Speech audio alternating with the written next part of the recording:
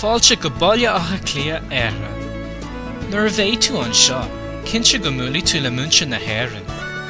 Deirtar nach bhfuil chomhíán, ach cairde nar thur tú at na fós orthu. Mar sin, leanaráid agus Aberlin. Nóí tá béarla ag gach duine, ach an ró is agad gur bí an Ghaeilge teanga a figúil na hÉireann. Ba taithí agat an seo, nuair a bheith beag an Ghaeilge agat. Feici tú ag gcomharthaí gá hangacha fud na tíre, ach chuníoch luistil gach lá, cén fó nach rachaí tú go dtí an Gaeltacht álinn.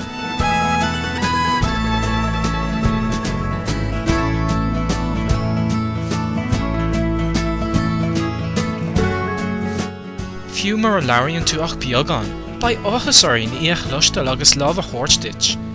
Tá an fógraíocht difriúil ach ba tú ábalta í a úsáid go tapa.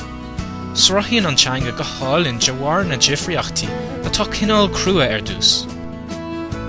Déan iarracht na phrasaí seo. Conas atá tú? Go maith agus tú féin? Sláinte. Slán. Fiú mura bhfuil tú in éireann, is féidir leat an teanga ólam ar an idir lín, agus tá go leor acmhainní ar líne féidir le carú leat. Má tá cúpla focail agat, is féidir do stádas Facebook nó Twitter as Ghaeilge a scríobh. Mar hampla, scríobhín, bhí mé im lá clia inniu.